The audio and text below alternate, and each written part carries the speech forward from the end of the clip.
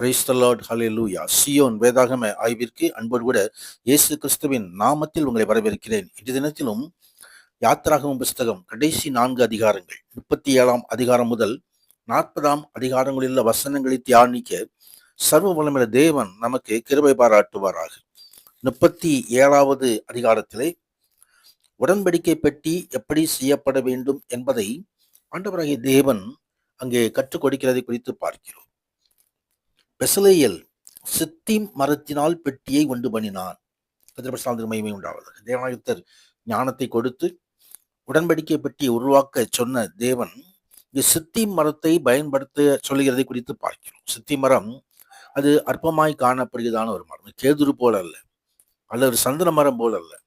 இது அற்பமாய் ஒரு காணப்படுகிறதான ஒரு நமது பகுதியில் உடைமரம் காணப்படுகிறது போல அற்பமாய் அந்த அற்பமாய் காணப்படுகிறதான அந்த மரத்தில் தான் உடன்படிக்கை பெட்டியை ஆண்டவர் செய்யும்படியாக செய்தார்.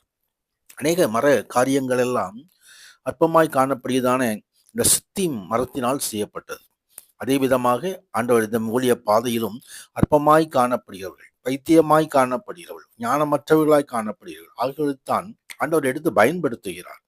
பேதுருவையோ அல்லது அற்பமாய் காணப்படுகிறது அவர் ஆமாசையோ இப்படிப்பட்ட ஊழியர்களை ஆண்டவர் அற்புதமாய் எடுத்து பயன்படுத்த காரணம், அவர்கள் உலகத்தின் பார்வையிலே அற்பமாய் காணப்படும் போது தேவனாய் கர்த்தர் அற்புதமாய் பயன்படுத்த அற்புதமான தேவனாக இருக்கிறார். அங்கே சுத்தி மரத்தால் தண்டுகளை செய்ய வேண்டும், அங்கே சுத்தி மரத்த பலகைகளை செய்ய வேண்டும் என்பதையெல்லாம் ஆண்டவர் சொல்கிறதை குறித்து, அதே போல மேஜையை சுத்தி மரத்தினால் உண்டு பண்ண வேண்டும். அதற்கான அளவுகளை ஆண்டவர் கொடுக்கிறார். குத்துவிளக்கு பசும்பொன்னினால் அடிக்கப்பட வேண்டும். குத்துவிளக்கு என்பது அது கர்த்தருடைய பிள்ளைகளை குறிக்கிறது.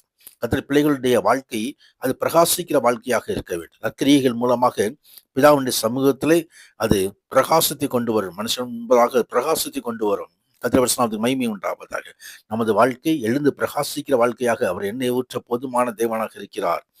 அவர் எண்ணெய் ஊற்றுவார். பரிசுத்த ஆவியாகிய எண்ணெயை நம்மீது ஊற்றுவார். நாம் எழுந்து பிரகாசிக்கும்படியாக அழைக்கப்படுகிறோம். கர்த்தருடைய மகிமை உண்டாவதாக. தொடர்ந்து தூபப்பீடம் எப்படி அமைக்கப்பட வேண்டும். நமது ஜபங்கள் அது தூபமாய் பரலோக தேவனிடத்தில் எட்டுகிறது. துதி ஜபங்கள், ஆண்டோடைய சமூகத்திலே ஸ்தோத்திரத்தோடு கூடிய ஜபங்கள் அது தூபமாய் பரலோகத்தை எட்டுகிறது. கர்த்தர் நறுமணத்தோடு கர்த்தர் நுகர்ந்தவராய் பதில் கொடுக்கிற தேவனாக இருக்கிறார். தகன பலிபீடம் 38வது அதிகாரத்திலே தகன பலிபீடம் எப்படி அமைக்கப்பட வேண்டும். ஆண்டவர் நம்மையே ஜீவ பலியாக ஒப்பு கொடுக்கும்படி ரோமர் 12 அதிகார வசனத்திலே சொல்லுகிறதை குறித்து பார்க்கிறோம். நமது வாழ்க்கையை ஒரு ஜீவ பலியாக ஆண்டவருக்கு ஒப்பு கொடுக்கப்பட வேண்டும். கர்த்தர் நாமத்துக்கு மகிமை உண்டாவதாக. கழுவுவதற்கான தொட்டி, நமது ஆத்துமா கழுவப்பட்டிருக்க வேண்டும். இயேசு கிறிஸ்துவின் ரத்தத்தினாலே கழுவப்பட்டிருக்கிறது. அடையாளமாக பாவத்திற்கு மரித்து நீதிக்கு பிழைத்திருக்கும்படியாக ஆண்டவர் நம்மை ஞானத்திலே அவர் உடன்படிக்கையை இணைக்கும்படியாக ஆண்டவர் விரும்புகிறார். நாம் எப்பொழுதும் தூய்மையானவர்களாய் பரிசுத்தமுள்ளவர்களாய் இருக்க வேண்டும் என்பதை ஆண்டவர் தெளிவுபடுத்துகிறார். பிரகாரம் எப்படி அமைக்கப்பட வேண்டும், அங்கே ஆசரிப்பு கூடாரத்தில் இப்படி பொருட்கள் வைக்கப்பட வேண்டும் என்பதையெல்லாம் ஆண்டவர் விவரமாக தருகிறார். 39வது அதிகாரத்திலே ஆசாரியர்களுடைய பரிசுத்த வஸ்திரங்கள், ஏபோத்து, மார்பதக்கம், மற்ற வஸ்திரங்கள் எல்லாம் ஆண்டவர் எப்படி செய்ய வேண்டும் என்பதை கற்றுத்தருகிறார். நமக்கு ஆண்டவராகிய தேவன் ஒரு ரட்சிப்பின் வஸ்திரத்தை உண்டு பண்ணியிருக்கிறார். ஆண்டவர் தாமே தமது இரத்தத்தினாலே கழுவி ஆசாரியர்களாய், அதுவும் நம்ம ராஜாக்களாய் பண்ணினவர் நமக்கும் ஆசாரியர் வஸ்திரம் தரும்படியாக சிலுவையிலே அவருடைய வஸ்திரம் களையப்பட்டது. அந்த வஸ்திரம் சீட்டு போட்டு பங்கிடப்பட்டது. அது தையல் இல்லாமல் நெய்யப்பட்டிருந்த வசனம் ஆசாரியனுக்குரிய வசனமாய் அது காட்டப்பட்டிருக்கிறது. கர்த்தருடைய நாமத்துக்கு மகிமை உண்டாவதாக. அந்த வஸ்திரத்தை சிலுவையிலே நமக்காக அவர் தந்திருக்கிறார். கர்த்தருடைய நாமத்துக்கு மகிமை உண்டாவதாக. வஸ்திரத்தை கரைதிரையற்ற விதமாக நாம் காத்துக்கொள்ளும்படியாக அழைக்கப்படுகிறோம்.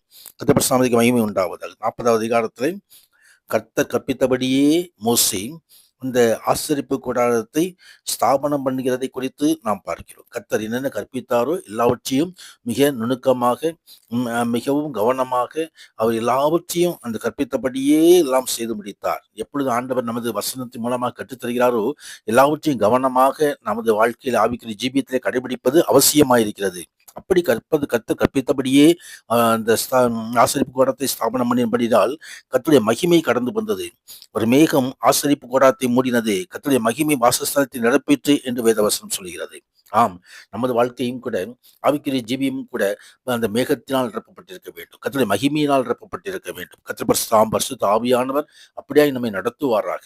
அவர்தாமே நமது ஆவிக்குரிய ஜீவியத்தை மகிமையுள்ளதாக மாற்றுவாராக. தேவ ஆசீர்வாதம் நம்மோடு இருந்து நடத்துவதாக. ஆமேன், ஆமேன்.